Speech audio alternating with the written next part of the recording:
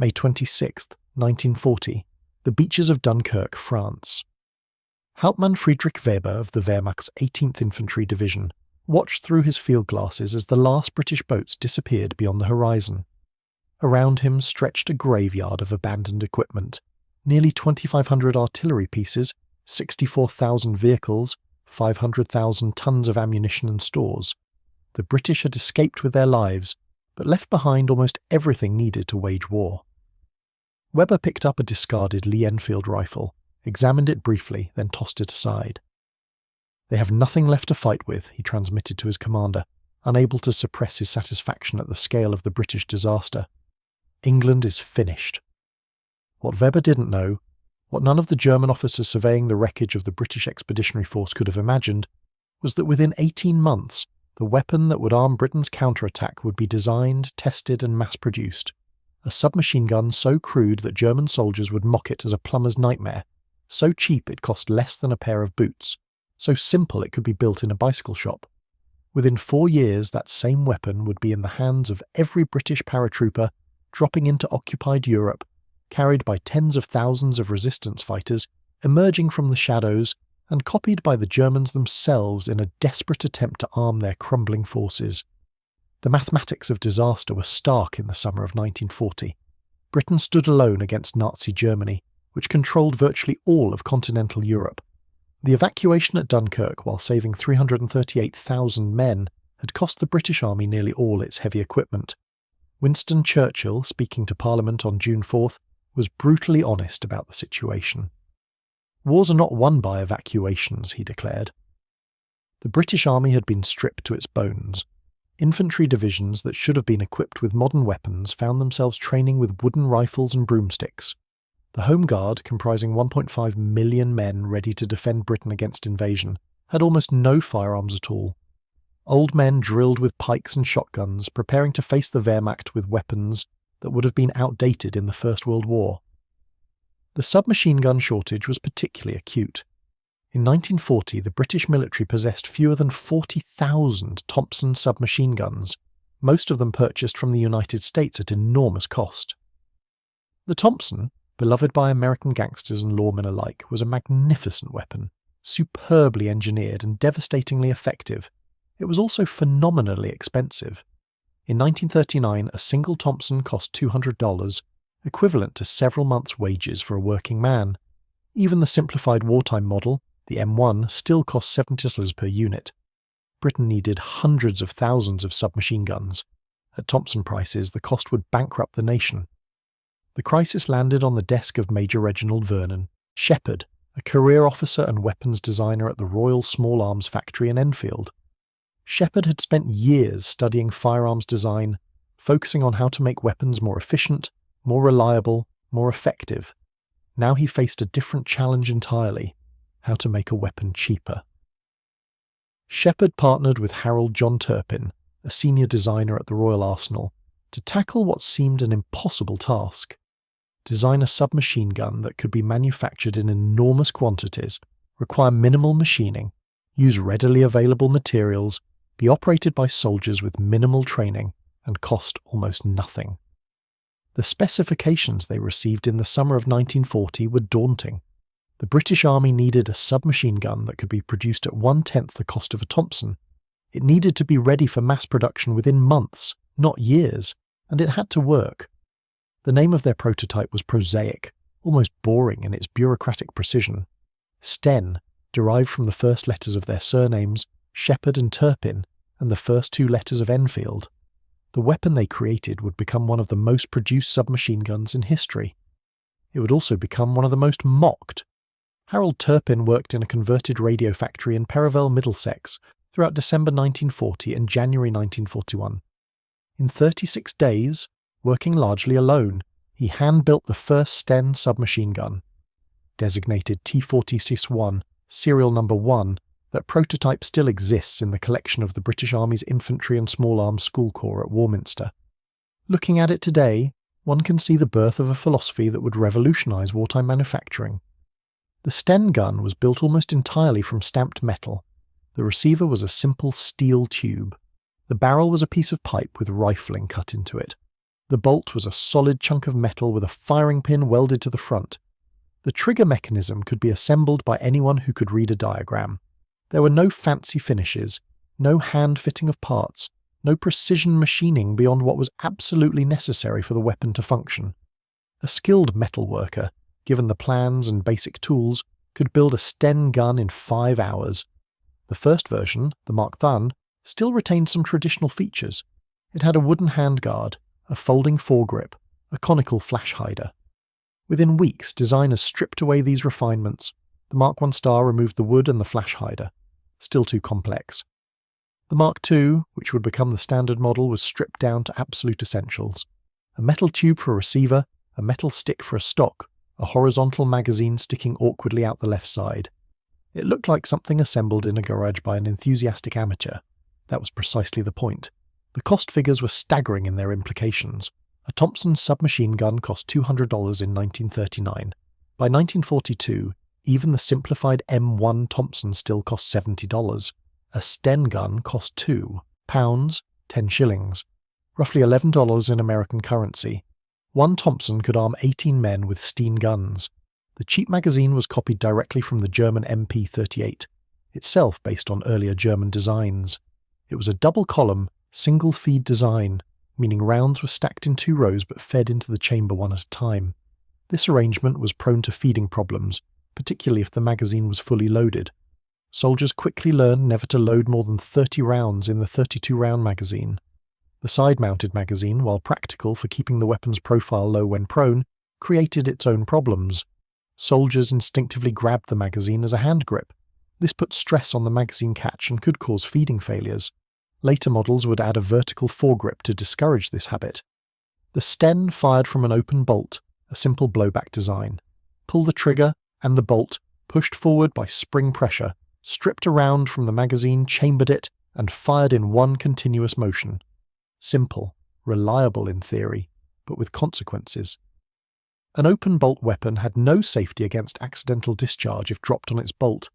If the cocking handle wasn't locked, a sharp blow could jar the bolt forward and fire the weapon. Soldiers learned to treat Sten guns with extreme caution when loaded. The testing phase was brutal and revealing. Between September 1942 and January 1943, the 56th Fighter Group, training at Bridgeport, Connecticut with P-47 Thunderbolts, lost 18 pilots and 41 aircraft to training accidents. In Britain, soldiers training with Sten guns experienced a different kind of attrition. The Sten didn't kill its users through mechanical failure of complex systems. It killed them through simplicity taken to dangerous extremes. Accidental discharges were disturbingly common. A Sten dropped while cocked could fire on impact. A Sten left leaning against a wall could slide down, strike the ground on its bolt, and spray bullets across a barracks. The open bolt design, while mechanically sound, was unforgiving of rough handling. Between 1941 and 1943, the SDN killed more British soldiers in training accidents than it killed Germans in combat. Units issued with Sten guns treated them with a mixture of necessity and fear. Soldiers developed elaborate safety protocols. Never lean a Sten against anything with the bolt forward. Always ensure the cocking handle is in the safe position. Never, ever use the magazine as a hand grip. The nicknames reflected soldiers' attitudes: Stench Gun, Plumber's Nightmare, Plumber's Abortion, Woolworth's Wonder. The joke went that the Sten was made by Marks & Spencer out of Woolworth, British retailers representing cheap mass production. Yet for all its faults, the Sten fired 9mm parabellum ammunition at 500 rounds per minute. In capable hands, at ranges under 100 yards, it was lethal. Production began in earnest in 1942. The Singer Manufacturing Company in Scotland, famous for sewing machines, retooled to produce Sten guns. Lines Brothers Limited, a toy manufacturer, built Stens. Small machine shops across Britain received contracts to produce components. The barrel from one supplier, the receiver from another, the stock from a third. Final assembly at Enfield or one of several other facilities. By mid-1942, Britain was producing 20,000 Sten guns per week. This wasn't precision manufacturing. This was industrial volume production applied to weapons design. Quality varied wildly. Some Sten guns were well made, carefully assembled, properly tested. They worked reliably if maintained properly. Others were thrown together from substandard parts by inexperienced workers. They jammed, misfired, occasionally exploded. British units heading into combat were advised to test fire their Stens extensively before deployment. A last-minute issue of untested weapons just before battle was considered a death sentence. In Canada, a variation was produced at the Long Branch Arsenal in what is now part of Toronto. The Canadian Sten Mark II featured a simplified skeleton stock instead of the British strut-type stock. Canadian manufacture was generally considered superior to British production. Canada, not under direct threat of invasion, not being bombed nightly by the Luftwaffe, could afford slightly better quality control. The Canadian Sten made its combat debut in the Dieppe raid of August 19, 1942, a disastrous amphibious assault that killed or captured more than half the attacking force. Among the survivors, opinions on the Sten were mixed. Those who survived firefights praised its compact size and firepower. Those who experienced jams in combat cursed its unreliability. The debate about the Sten's effectiveness would continue throughout the war.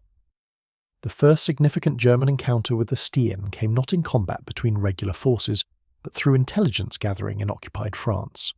Starting in late 1942, the British Special Operations Executive began airdropping supplies to resistance groups throughout occupied Europe. Sten guns were a primary component of these supply drops. The logic was impeccable. The Sten was cheap enough to drop in huge quantities. Its simple design meant resistance fighters could maintain it with minimal training. It used 9mm parabellum ammunition, the same round used by German MP-38 and MP-40 submachine guns, meaning resistance fighters could use captured enemy ammunition. Most importantly, the Sten could be quickly disassembled into components small enough to hide in a bicycle frame or beneath floorboards. For an underground army operating in the shadows, it was nearly perfect. Not all airdrops reached their intended recipients. German forces patrolling occupied territories intercepted considerable numbers of supply drops. By early 1943, Wehrmacht intelligence had acquired enough Sten guns to conduct detailed evaluations. The German assessment reports from 1943 make fascinating reading. They combine technical analysis with barely concealed contempt. One report from the weapons testing facility at Kummersdorf described the Sten as an insult to the metalworker's craft. Another noted that British weapon designers have apparently confused simplicity with crudeness. The Germans, whose military culture prized precision engineering and craftsmanship, were genuinely baffled by the Sten's design philosophy. The MP-38 and MP-40, standard German submachine guns, were beautifully engineered weapons. They featured machined steel receivers, precise tolerances, carefully designed folding stocks. They were expensive, requiring skilled workers and specialized machinery to produce. The Sten, by comparison, looked like a malicious joke. German intelligence compiled detailed technical drawings of captured Stens. They noted the stamped metal construction, the minimal parts count, the almost complete absence of machining. They calculated production times and costs. The conclusions were sobering. While Germany produced perhaps 1,000 MP-40s per month at peak production, Britain could manufacture 80,000 Sten guns in the same period. The implications were disturbing. If weapons could be this crude and still function, if soldiers could be armed with sheet metal and springs instead of precisely machined steel, then Germany's advantage in engineering excellence meant very little. The war was becoming a contest of industrial capacity, and Britain, backed by American production, had far more capacity than Germany could ever match. The dismissive German attitude toward the Sten began to shift in late 1943 and early 1944, as reports filtered back from occupied Europe. Resistance fighters were using Sten guns to deadly effect. The weapon's weaknesses in formal military combat, its limited range, its reliability issues, its crude construction, mattered very little in guerrilla warfare. At close range, in ambush situations, the Sten was terrifyingly effective. A report from SS Obergruppenführer Karl Oberg, higher SS and police leader for occupied France, dated January 1944, described increasing resistance activity. The terrorists are now well armed with British automatic weapons. Their preferred tactic is close-range ambush of small convoys or isolated vehicles. The British weapons appear crude but are entirely adequate for murder. Another report from Wehrmacht security forces in Poland noted that partisan groups have acquired significant numbers of the British sheet metal submachine gun. While inferior to German weapons in construction, it provides them with automatic firepower sufficient for their purposes. The language is revealing. German officers couldn't bring themselves to describe the Sten as a legitimate military weapon. It was a terrorist tool, adequate for murder, sufficient for partisan purposes. The cognitive dissonance was profound. How could a weapon so poorly made be so effective? The answer lay in understanding what the Sten was designed to do. It wasn't designed to win formal military engagements at medium range. It was designed to put automatic firepower into the hands of as many soldiers as possible, as quickly as possible, as cheaply as possible. At that mission, it excelled. The massive airdrop campaign to arm resistance forces represents one of the most ambitious military logistics operations of the war. Between 1942 and 1945, the Special Operations Executive and later the American Office of Strategic Services dropped tens of thousands of Sten guns into occupied Europe. Operations were conducted primarily at night, with modified bombers flying low over designated drop zones. The drops used standardized containers, metal cylinders about 8 feet long and 3 feet in diameter. Each container, depending on configuration, held anywhere from 6 to 12 Sten guns, along with magazines, ammunition, and sometimes other supplies. The containers were fitted with small parachutes and dropped from bomb bays. The resistance movement in Poland, the Armia Krajowa or Home Army, received approximately 11,000 Sten Mark II submachine guns through SOE airdrops between 1942 and 1944. This represented a significant proportion of their automatic weapons. But even more remarkably, Polish underground workshops began manufacturing their own copies. At least 23 underground workshops in occupied Poland produced Sten variants. Some were crude, barely functional copies. Others were manufactured to surprisingly high standards, with Polish resistance armories producing weapons that equalled or exceeded British build quality. The Poles called their version the Pistole Maszynowe, or PM for short. Some were marked with a stylized Polish eagle, over 2,000 Sten variants, and 500 of the similar Błyskawica submachine guns were manufactured in secret workshops in occupied Poland. Each weapon represented an act of defiance, skilled workers risking their lives to build the tools of resistance. In France, the Maquis resistance received massive quantities of Sten guns through airdrops, particularly after D-Day in 1944 when supply operations intensified. French resistance fighters gave the Sten its own nickname, La mitraillette anglaise, the English machine pistol. Despite its crude appearance, resistance fighters valued it highly. In Denmark, local resistance groups manufactured approximately 1,000 S10 copies in underground workshops. The Bopa resistance movement produced about 200 in a bicycle repair shop on the old Køge Road south of Copenhagen. Holger Danske, another resistance group, built approximately 150 in workshops scattered around the city. The resistance groups Frit Danmark and Ringen also produced significant numbers. In Norway, resistance fighters manufactured roughly 800 Sten copies. The famous Norwegian resistance fighter Max Manus, in his autobiography, frequently mentions the Sten as one of the primary weapons used in operations against German occupation forces. The Sten's influence spread across occupied Europe. In Yugoslavia, Tito's partisans used both airdropped British Stens and locally manufactured copies. In Italy, resistance movements received Stens from SOE airdrops. In the Netherlands, resistance groups cached Sten guns for future operations. The weapon became a symbol of resistance itself. To possess a Sten meant you were part of the underground, part of the fight against occupation. The German military's shifting attitude toward the Sten reached a critical point in late 1944, as the Reich faced mounting disasters on all fronts. The Red Army was advancing from the east. Allied armies were pushing through France and into Germany itself. The Luftwaffe was being systematically destroyed, and most critically for the German war effort, production capacity was collapsing under strategic bombing. The beautifully engineered weapons that had equipped the Wehrmacht in 1939 were becoming impossible to manufacture in sufficient quantities. The MP40, that masterpiece of precision manufacturing, required specialized machinery, skilled workers, and production time that Germany no longer had. German quartermaster reports from autumn 1944 make grim reading. Frontline units were reporting severe shortages of all weapons. New divisions being formed couldn't be properly equipped. The Volkssturm, The last-ditch home defence militia being raised from boys and old men had almost no weapons at all. Then someone in the German High Command had a disturbing but practical idea. If the British could arm their forces with crude stamped metal submachine guns, why couldn't Germany do the same? German forces had already been issuing captured Sten guns to rear area security units under the designation MP-748E for the Mark I and MP-749E for the Mark II. The E suffix stood for English. Reports from units using captured Stens were surprisingly positive. Despite the crude construction, the weapons functioned adequately. More importantly, ammunition was readily available. Every German unit had 9mm parabellum ammunition for their own submachine guns and pistols. In September 1944, the Mauser Company received an unusual order. Copy the British Sten gun. Manufacture 10,000 units as quickly as possible. The program was designated Gerrit Potsdam, the Potsdam device. Mauser engineers examined captured Sten Mark IIs and began creating German copies. They made some modifications.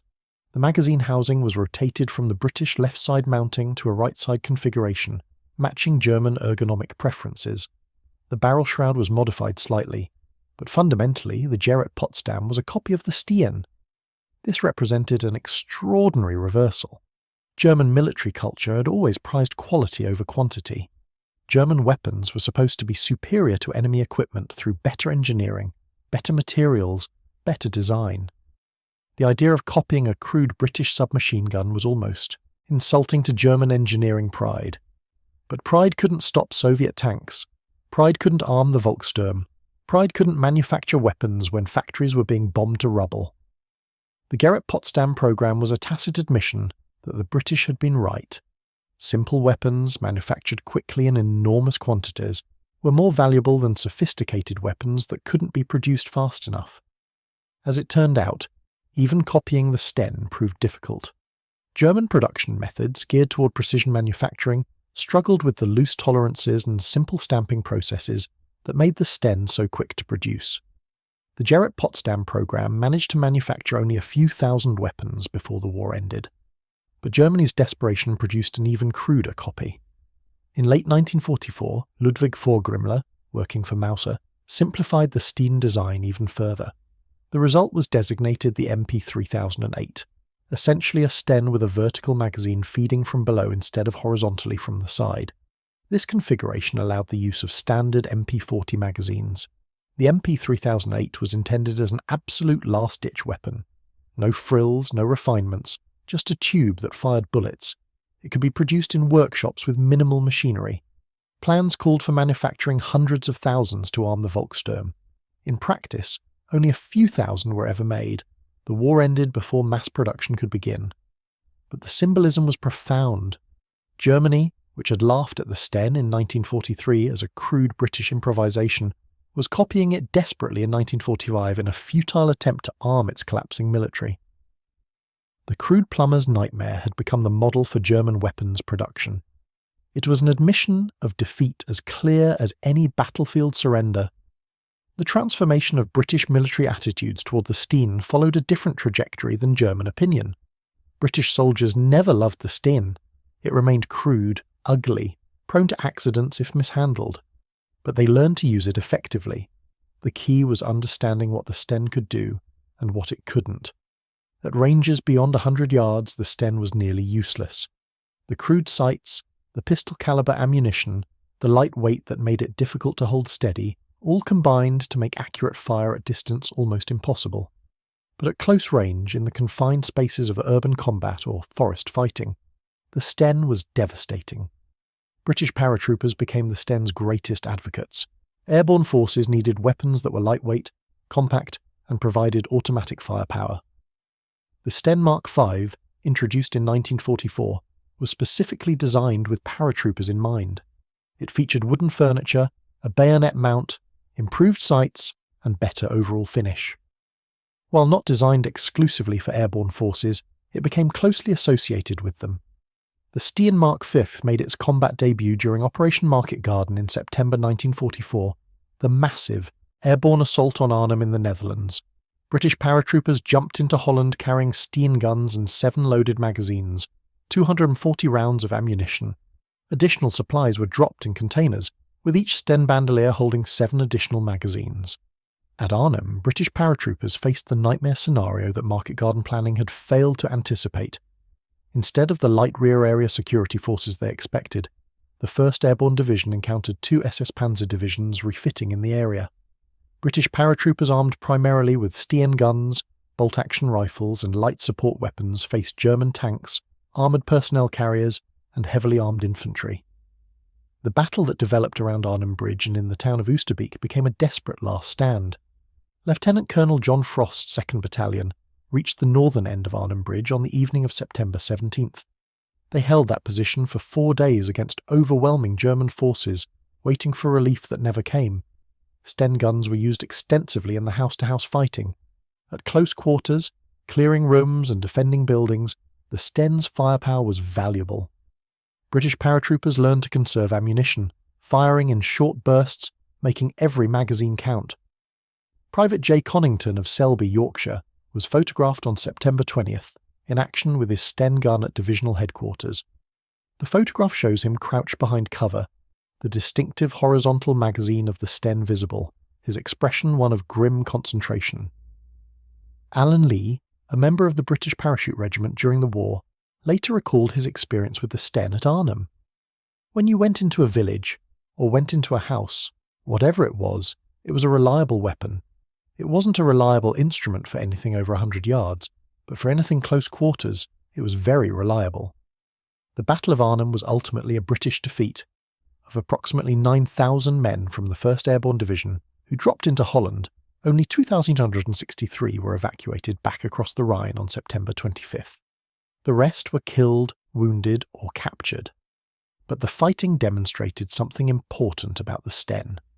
In the hands of well-trained soldiers fighting at close quarters, it was an effective weapon despite its limitations. The Germans, after Arnhem, had a new perspective on the Sten.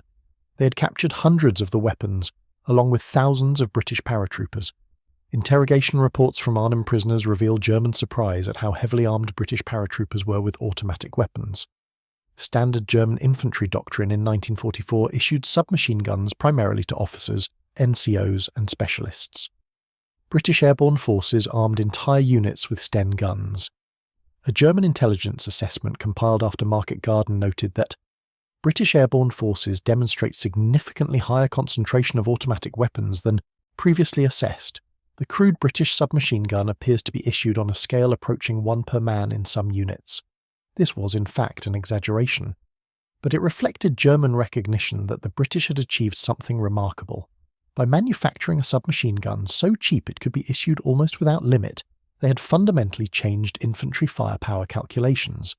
D-Day, June 6, 1944, represented the largest amphibious invasion in history.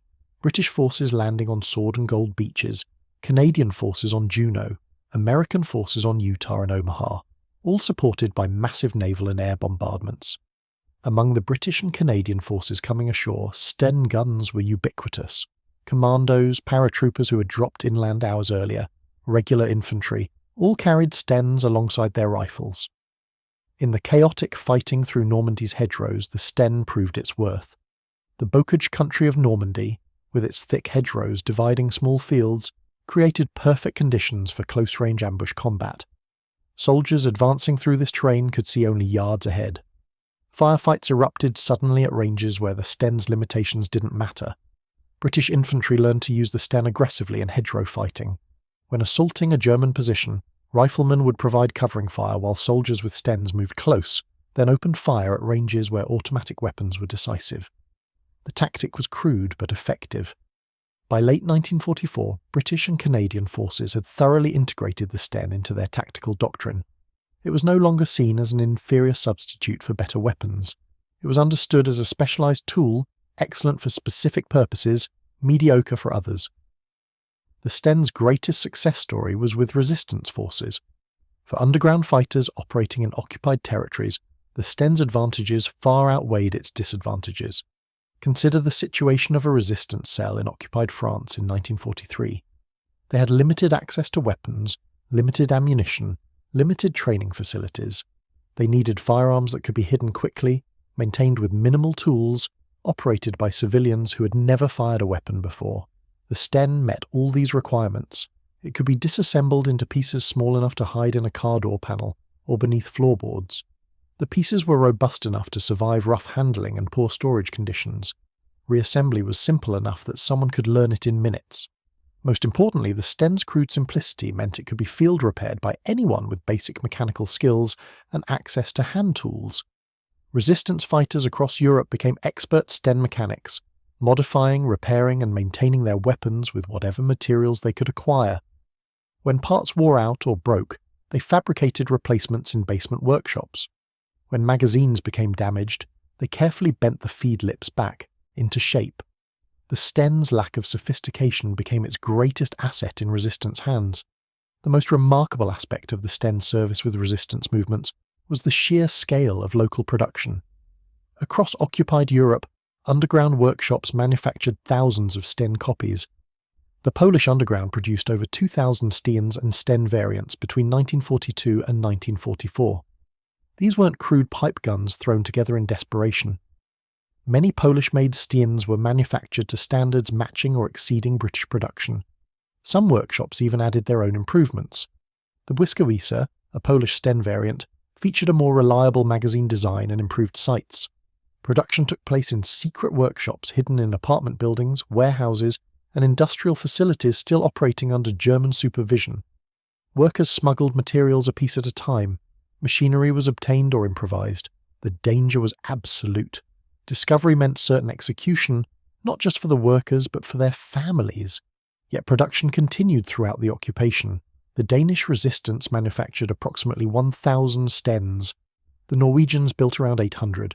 In Warsaw during the 1944 uprising, Polish resistance fighters used both airdropped British Stens and locally manufactured copies. For 63 days, the Polish Home Army fought against overwhelming German forces. They were eventually defeated, but not before demonstrating that armed resistance, even against massive military superiority, was possible. The Sten was central to that resistance. It armed fighters who otherwise would have had no automatic weapons. It provided firepower in the urban combat that characterized the Warsaw Uprising. And perhaps most importantly, it symbolized Allied support for the resistance movements. The Special Operations Executive's use of the Sten extended beyond simple supply drops. The Sten Mark IIS, a suppressed variant, became a specialized weapon for covert operations. The suppressor, developed at Station 9, the SOE's research facility at the Frythe near Welwyn Garden City, reduced the Sten's report to a level quiet enough for indoor use. The suppressor worked by bleeding off propellant gases before the bullet left the barrel, reducing bullet velocity to subsonic speeds. This required modifications, a lighter bolt, a shorter recoil spring, and careful ammunition selection. The suppressed Sten was intended for selective fire use, primarily in semi-automatic mode. The full automatic capability was retained for emergencies. SOE operatives used suppressed Stens for eliminating sentries, guard dogs, and isolated targets where noise would compromise a mission. The suppressed Sten wasn't movie quiet. It still produced a noticeable sound. But in the context of wartime operations, where background noise was often considerable, the suppressed Sten could be fired without immediately alerting nearby enemy forces. Peter Kemp, an SOE operative parachuted into Albania, carried a well gun, an experimental SOE submachine gun. When it jammed during an ambush of a German staff car, he switched to his backup weapon, a suppressed Sten. The operation succeeded despite the well gun's failure, demonstrating the Sten's role as a reliable fallback even for specialized operations. The most controversial aspect of the Sten's service history involves the numerous accidental discharges that plagued its use throughout the war. The open bolt design, combined with minimal safety features and crude manufacturing, created a weapon that required constant vigilance. Soldiers learned through bitter experience that a Sten must never be trusted. The cocking handle must always be locked in the safe position when the weapon is loaded. The weapon must never be leaned against a wall or vehicle with the bolt forward. Dropping a Sten even from a few feet could cause it to fire. The consequences were occasionally tragic. Men killed by their own weapons, not through enemy action but through a momentary lapse in weapon handling. British Army safety protocols for the Sten were extensive and frequently reinforced, yet accidents continued. The Mark IV cocking handle, developed specifically to address the accidental discharge problem, included a mechanism to lock the bolt in the closed position. This reduced the danger somewhat, but didn't eliminate it. Soldiers remained wary of the Sten throughout the war. Some units preferred to carry their Stens unloaded until contact with the enemy was imminent, accepting the delay of having to load under fire in exchange for the reduced risk of accidental discharge. Despite these issues, British and Commonwealth forces continued using the Sten because the alternatives were worse. Having a submachine gun that required careful handling was better than having no submachine gun at all. The Sten, for all its faults, put automatic firepower in soldiers' hands. That firepower saved lives in combat situations where bolt-action rifles would have been inadequate. By early 1945, the strategic situation had transformed completely. Germany was collapsing under the weight of advancing Allied armies from west and east. The Luftwaffe was essentially destroyed. German cities were rubble, production capacity had cratered under years of strategic bombing, and the German military was desperately short of everything: weapons, ammunition, fuel, trained soldiers. The Volkssturm, formed in October 1944, represented Germany's last military reserve. Every male between 16 and 60 not already in military service was conscripted into this home defence militia. On paper, the Volkssturm comprised millions of men. In practice, it was an army of boys and grandfathers, equipped with whatever weapons could be scraped together. Some Volkssturm units received captured weapons: Russian rifles, French equipment, anything available. Others received Panzerfausts, single-shot anti-tank weapons that at least gave them some capability against Allied armour. A significant number received German copies of the Sten. The symbolism was bitter. In 1943, German officers had mocked the Sten as proof of British desperation and inferior engineering. In 1945, Germany was arming its last-ditch militia with copies of that same weapon. The crude British submachine gun, dismissed as a plumber's nightmare, had become the model for German last-ditch weapons production. Unteroffizier Klaus Brecht Nieder, one of the last German soldiers trained in early 1945, was issued an MP 3008, the German vertical magazine Sten copy. He flew exactly one combat mission before the war ended. His encounter with British forces lasted 12 seconds. He survived only by bailing out of his disintegrating aircraft. The weapon he'd been issued, the German copy of the British weapon German soldiers had mocked 2 years earlier, never fired a shot in combat. The final production statistics for the Sten tell their own story. Between 1941 and 1945, approximately 4 million Sten guns were manufactured in various marks. The Mark II alone accounted for roughly 2.6 million units. This made the Sten the second most produced submachine gun of World War II, after only the Soviet PPSH-41.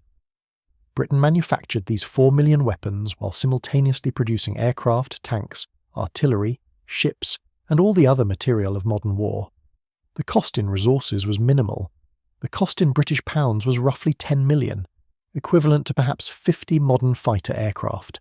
In exchange, Britain armed its entire military and resistance forces across occupied Europe with automatic weapons. The Americans, with their focus on the expensive Thompson and later the M3 grease gun, produced roughly 1.5 million submachine guns total. The Soviets manufactured over 5 million PPSH-41s, but the Soviet Union had both a larger population and an existential fight for survival on its own territory. Britain, a small island nation under siege, managed to become the second largest producer of submachine guns in the war through pure industrial pragmatism. The human cost of the Stens service is harder to quantify. How many lives were saved because resistance fighters had automatic weapons instead of being unarmed? How many German soldiers were killed or wounded by Sten fire? How many British paratroopers survived close-quarters combat because they had immediate automatic firepower available? The numbers are unknowable, but the qualitative impact is clear. The Sten democratized automatic firepower. Before the Sten, submachine guns were specialist weapons, issued selectively to troops who needed them and could be trusted with expensive equipment. After the Sten, submachine guns became standard issue.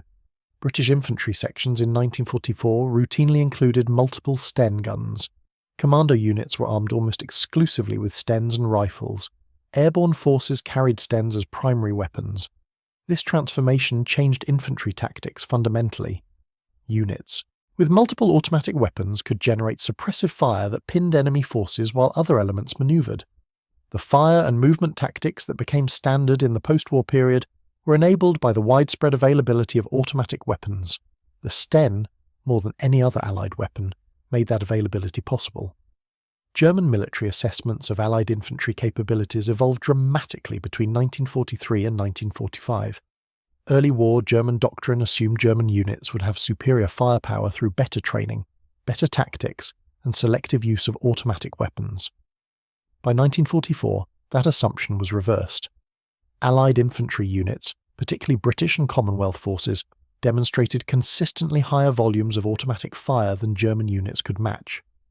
A Wehrmacht tactical assessment from January 1945 noted that British infantry sections routinely included 3 to 4 automatic weapons, counting both Sten guns and Bren light machine guns.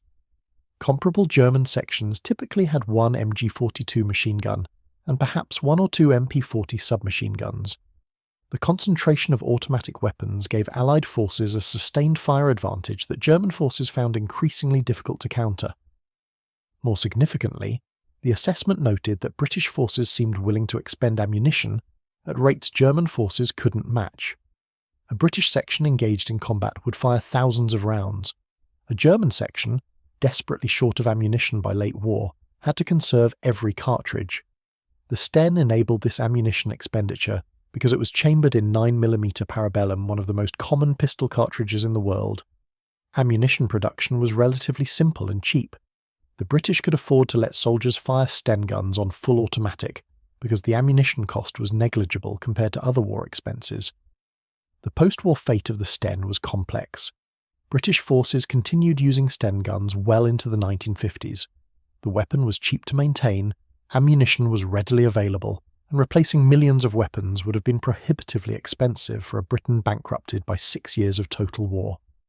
Sten guns saw service in Malaya during the emergency against communist insurgents, in Kenya during the Mau Mau uprising, in Cyprus during the Yoka insurgency. British soldiers in these conflicts carried the same weapon that had armed their predecessors at Arnhem and Normandy. The Sten also proliferated globally. Resistance forces that had received Stens during the war retained them afterward. National militaries acquired surplus Stens from British stocks. The weapon appeared in conflicts across Asia, Africa, and the Middle East. The Israeli Haganah and later the Israel Defense Forces used substantial numbers of Stens, both British-supplied and locally manufactured copies. The simple design made the Sten ideal for nations with limited industrial capacity but pressing security needs.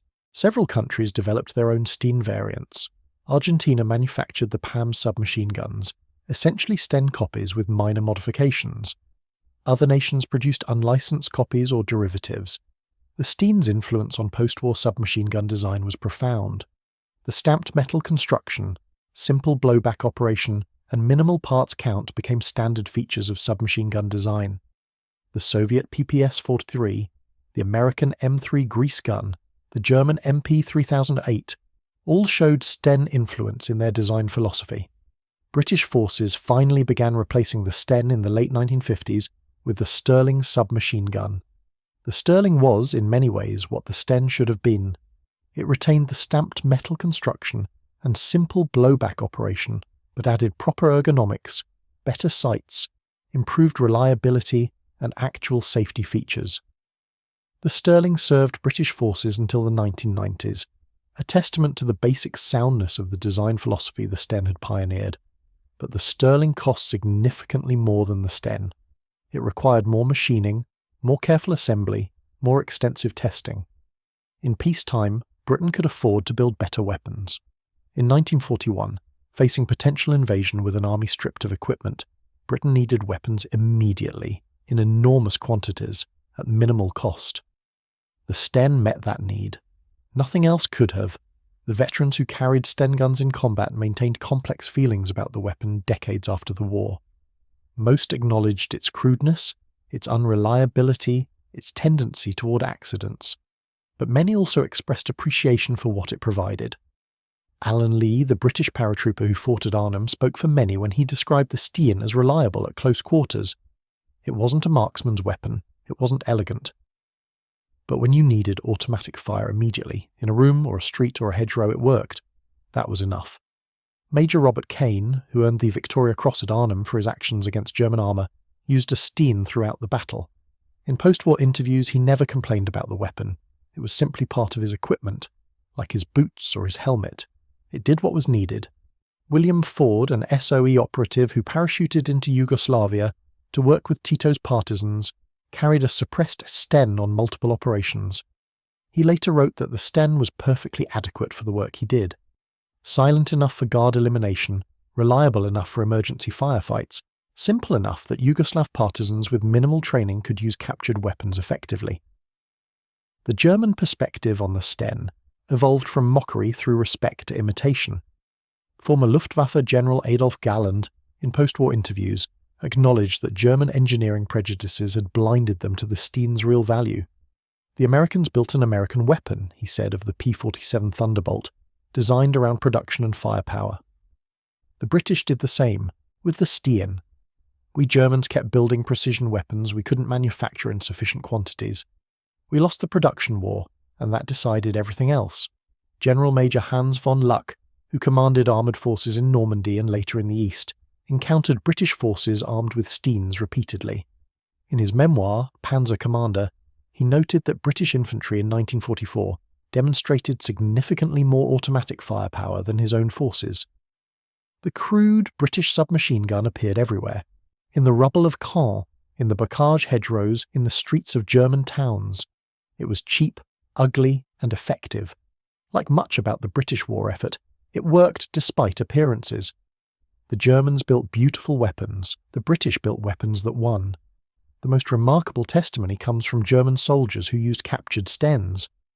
Many German units, particularly on the Eastern Front but also in the West, issued captured weapons to supplement their own. British Stens were particularly valued because they used the same 9mm parabellum ammunition as German submachine guns and pistols. A report from the 21st Panzer Division in Normandy, dated July 1944, noted that British Sten submachine guns captured in recent actions have been issued to personnel whose own weapons were lost or damaged. The British weapon is crude but functions adequately. Soldiers report it is lighter than the MP40 and carries more ammunition. The safety mechanism is inferior and requires careful handling. The grudging respect is evident. The Sten was still described as crude, but it functioned adequately. That phrase, functions adequately, represented a complete reversal from the mockery of 1943. German soldiers in 1944 weren't laughing at the plumber's nightmare. They were using it because their own weapons industry couldn't keep them supplied with MP40s. By the time of German surrender in May 1945, the transformation was complete. British forces advancing into Germany carried Sten guns as standard equipment. German forces, those still armed at all, included units equipped with German copies of the Sten. The weapon that had been mocked as evidence of British desperation in 1940 had become the model for German desperation in 1945.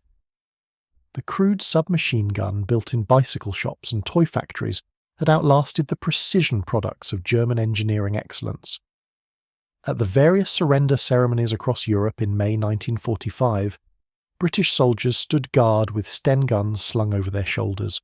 German officers surrendering their units handed over their weapons, including Mauser rifles, MP40 submachine guns, and occasionally German-made copies of British Stens. The symbolism was lost on no one. The plumber's nightmare had armed victory. The final accounting of the Sten's impact must consider not just numbers produced or enemies killed, but the fundamental shift in military thinking it represented. Before the Sten, military weapons were seen as precision instruments, carefully manufactured by skilled workers, expensive and valuable. The Sten demonstrated that weapons could be crude, cheap, mass-produced, and still effective. This represented a philosophical revolution in military procurement. The lesson was absorbed by post-war militaries worldwide. The Soviet AK-47, perhaps the most successful military rifle ever designed, embodied Sten principles: simple construction, loose tolerances, stamped metal components, reliability under adverse conditions, ease of manufacture. The AK-47 wasn't trying to be a precision instrument. It was trying to be a tool that worked when needed, that could be manufactured by the millions, that could arm entire armies. The Sten had proven this approach worked. The American M16, despite its different design philosophy, also reflected lessons learned from the Sten era. Lightweight construction, high-capacity magazines, emphasis on volume of fire over precision. Modern military doctrine assumes that infantry will have automatic weapons. That assumption traces directly to the Sten and its contemporaries. Before 1940, automatic weapons were specialist tools. After 1945, they were standard equipment. The Sten, more than any other weapon, made that transformation possible for British forces. The human stories behind the Sten service are countless. Every resistance fighter who received a Sten in an airdrop has a story. Every British paratrooper who jumped into occupied Europe with a Sten has a story. Every commando who stormed a beach with a Sten has a story. Most of these stories are lost to history, untold and unrecorded, but fragments survive. Private James Stokes of the Parachute Regiment remembered his first combat jump into Normandy on D-Day. He landed hard, lost his equipment container, and spent the first hour of the invasion searching for his rifle and Sten in the darkness. When he finally found his Sten, he discovered the magazine was damaged. He straightened the feed lips with his fingers, loaded it, and the weapon worked. That moment, a teenage soldier fixing a crude submachine gun with his bare hands in the middle of an invasion captures something essential about the Sten. It was a weapon that could be fixed by the men who carried it, maintained under field conditions, kept working through abuse and neglect. Sergeant William Davidson, a commando, used his Sten throughout the Italian campaign. He later recalled that he fired more than 2,000 rounds through the same weapon without it ever being professionally serviced. He cleaned it himself, replaced broken parts with components scavenged from damaged weapons, kept it functioning through 2 years of continuous combat. When asked if he'd trusted the weapon, he replied that trust had nothing to do with it. You used what you had. The Sten was what he had. It kept him alive. That was enough. Marie Fourcade, leader of the French Resistance Network Alliance, one of the most effective intelligence networks, in occupied France, armed her resistance fighters with airdropped Stens. In her memoir, Noah's Ark, she described the Sten as a symbol of British support and Allied commitment. When containers full of weapons arrived by parachute, it meant London hadn't forgotten them. The weapons themselves were secondary to what they represented. But she also noted that when fighting began, the Stens proved their worth. Crude they might be, but they fired bullets, and bullets killed Germans. That was what mattered. Jean Moulin, the legendary French resistance leader who unified various resistance groups under the National Council of the Resistance, equipped his fighters with Stens dropped by SOE. Before his capture and death at the hands of Klaus Barbie in 1943, Moulin oversaw the distribution of thousands of weapons to resistance cells across France. The Sten was central to this armament. It was cheap enough that the British could drop hundreds at a time, simple enough that French civilians could learn to use them quickly, effective enough to challenge German occupation forces. In Poland, the Sten became embedded in the mythology of resistance. The Warsaw Uprising of 1944, that desperate 63-day battle, was fought largely with weapons manufactured in underground workshops or airdropped by the Allies. Polish-made Stens and Błyskawices armed fighters who held out against overwhelming German force. When the uprising was finally crushed, surviving fighters who escaped through the sewers carried their Stens with them. Some of those weapons were hidden, cached for future resistance. Some were used in continued underground operations. After the war, when Poland fell under Soviet domination, some Stens were hidden by anti-communist resistance groups, symbols of the brief period when Poland fought for genuine independence. The Danish resistance, smaller in scale but remarkably effective in intelligence gathering and sabotage, armed themselves partly with airdropped Stens and partly with weapons manufactured in underground workshops. The Danish resistance's greatest achievement, the rescue of virtually the entire Jewish population of Denmark in October 1943, was protected by resistance fighters armed with these crude submachine guns. While the Sten didn't directly rescue anyone, it enabled the resistance to remain active, to threaten German forces, to create the conditions where daring operations were possible. The liberation of concentration camps by Allied forces in 1945 revealed the full horror of Nazi Germany's crimes. British troops entering Bergen-Belsen in April 1945 found conditions beyond human comprehension. They also found that some guards were willing to fight rather than surrender. Sten guns were used to secure the camps, to disarm guards, to prevent any further atrocities.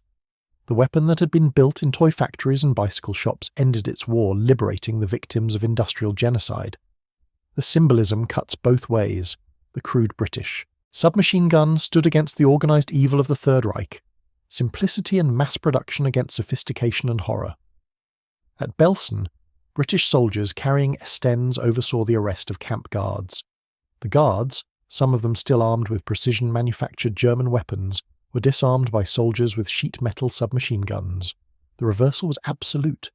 The technical specifications of the Sten, when examined clinically, reveal its essential crudeness. Overall length 30 inches for the Mark II, weight 6.6 pounds empty, 7.8 pounds loaded, barrel length 7.8 inches, rate of fire approximately 500 rounds per minute in full automatic mode, effective range 100 yards maximum, realistically 50 yards for untrained users, magazine capacity 32 rounds, though soldiers typically loaded only 28 to 30 to prevent feeding issues, sights, crude fixed front post and rear aperture, adequate for close range, inadequate for precision shooting. Construction, stamped steel receiver, welded barrel, simple blowback bolt, minimal machining. No frills, no elegance, no excess. Every component served a function. Everything unnecessary was eliminated. The resulting weapon was ugly, crude and functional, which was exactly what Britain needed. Comparing the Sten to its contemporaries reveals the extent of British pragmatism.